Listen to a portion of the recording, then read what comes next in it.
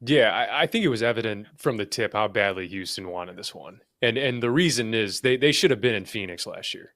And they know it. I think they know it.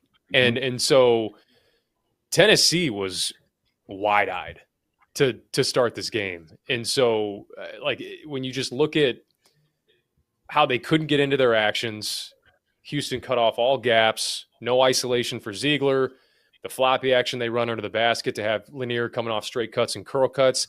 Once Lanier comes off that curl, there are 3 on the ball. We got the guy chasing you, we got the big hedging out, and we got the guard who's next to the ball jumping to the ball. And so I just thought Chaz was uncomfortable to start this game. And once you create that uncomfortability for a shooter, now they're expecting bodies. They're anticipating bodies when they come off of screens. And that just, I thought, had a ripple effect for really the rest of the game. There's a mental toll that is taken on you when you play Houston. There just is, I talked about the anticipating of bodies for Lanier. And when you keep games in low possession like Houston does, it's every shift in momentum feels like a backbreaker. Every time that they capitalize on your mistake, it's a backbreaker. And there were plenty of those in this game. I mean, it was probably 85-15, 80. I don't want to say 90-10 Tennessee Houston fans, but Tennessee had nothing to cheer about for the first, 25 minutes of this game. And so when Lanier hits a 3 to make it 36-20, that place erupted. And immediately it's Houston offensive rebound, Roberts and 1. Everybody sits back down. And then you have Meshack get a lane violation a couple minutes later. Houston goes down and scores a bucket. I think they had the goaltending that got waved off for the and 1, and then Meshack misses the free throw, and then Houston goes down and capitalizes. And then Emmanuel Sharp, man, the 4 threes he hit in that second half, every single one of them took the air out of the building. Every single one of them. Because some of them were off platform. They were kind of out of rhythm. And he just kind of laid the anvil there at the end. So seeing them live, watching Houston live, that's about as good as it gets when it comes to culture, man. I mean, from the staff all the way down to the players. If you want to have a really good team and you want to go far, you got to have players holding each other accountable, players kind of coaching each other. And Houston does that. Roberts is on the bench. Francis is on the bench at the end of the game, and they're barking out defensive coverages. They're yelling at their guys to get here, get there. There was 2:37 left in this game. Houston was up 15, and Roberts is yelling at the guys on the floor. Hey, he's going like, huddle up. Everybody huddle up. Because there's guys get loose when it gets late like that, and he wanted everybody to stay dialed in. He was yelling that from the bench. And so we've seen that, man. Like this, and it starts with Kelvin Sampson all the way down to these players, and they were locked in, and they knew. I'll tie it back to this. They should have been in Phoenix last year. And they knew it. And so to see them, there was emotion, I think, for them to get back to this point. Because guys, it's never guaranteed in this era that you're going to get back there with the same team that you have, mostly. Mm-hmm. Well, especially last year, I mean, they had the excuse, and a valid one. They lost Jamal Shedd. Otherwise, I think they would have been there. Yeah. No doubt. And, what Kelvin's done, Rob, is really ridiculous. You asked me earlier, and I kind of didn't answer the question. I didn't get to it. What does this mean for Bruce Pearl? He took a dead program, a completely dead Auburn program. You'll have plenty of time to answer that question about Bruce over the course of the next week. We got 6 days of content to fill, Jeff. But just think about what he was able to do. I mean, Auburn was as bad of a Power 5 program when he took it as there was. Nobody wanted it. Only reason he took it was because he was afraid he couldn't get anything else. He still had to show cause. Right? I mean, he was working with me, working at ESPN, doing serious radio. He wanted to get the hell away from me, I'm sure. So he took Auburn. Kelvin, similar deal, right? I mean, he was out. He was run out of college basketball. And they were both run out for, when we look back on it, ridiculous reasons, right? Having recruited a barbecue for Bruce Pearl, and Kelvin Sampson making too many phone calls. I mean, think about that right now. Think about how insane that is. And we all made it a big deal. I think most of us did back then. But, he's out. Greg Popovich gives him a lifeline, sits on behind the San Antonio Spurs bench, eventually becomes an assistant with the Rockets.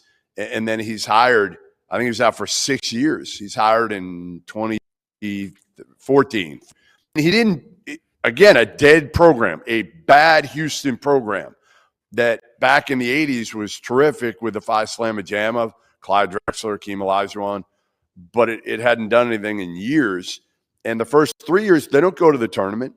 They're okay. He started to build this, but nobody really saw this coming.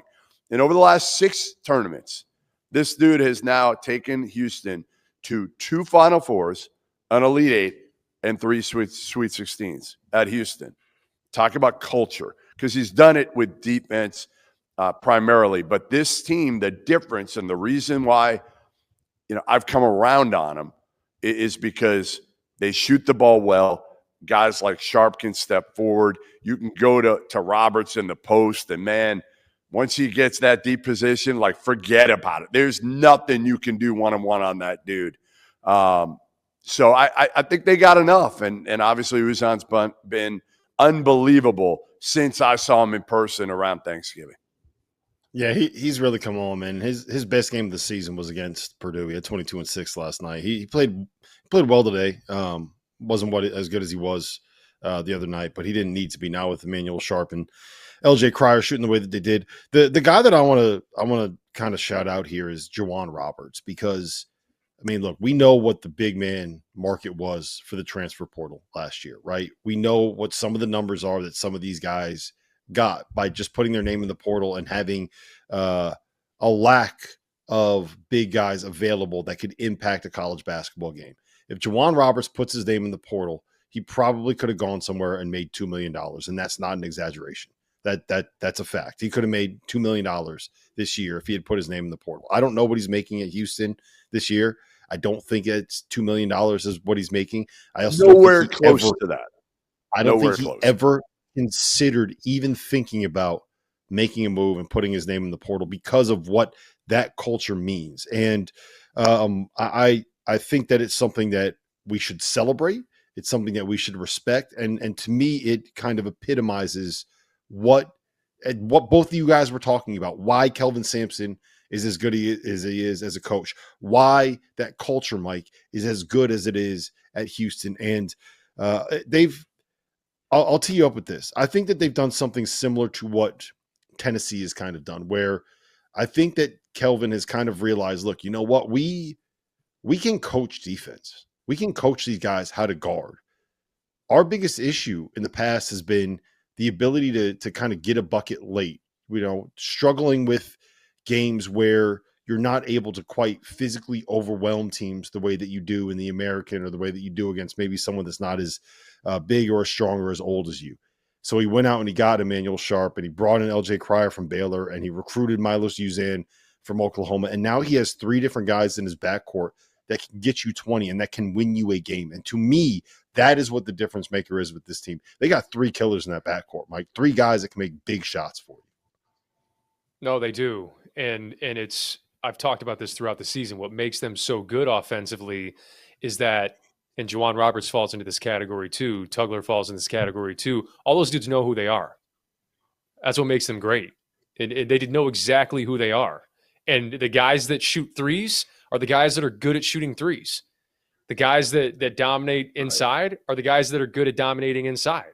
And so it's amazing when, we'll see what NBA talent comes out of this roster, but you can maximize your roster and the talent on your roster when guys just are really, really bought into what their role is and what their identity is as a player. And I think this all ties back to what you're talking about with Roberts too, where Roberts' defensive ability is accentuated with really good guards on the ball, because guys look worse defensively when, you know how it works. If you can't guard the ball and guys are getting downhill, who's that last line of defense? It's the big. And then the big has to pretty much guard 2, and then you can sit there and be like, well, Juwan Roberts isn't as good of a defender as we thought. Well, it's hard to do that when you have to leave your guy and there's lobs or there's offensive rebounds. He knows that for him to be as good as he can be defensively, it's surrounded by those guys. And he's tough, and he's around guys that are like-minded. But you talk like Uzan, he wasn't as good offensively today. I just from maybe like a point standpoint, but this Houston team still had 4 turnovers.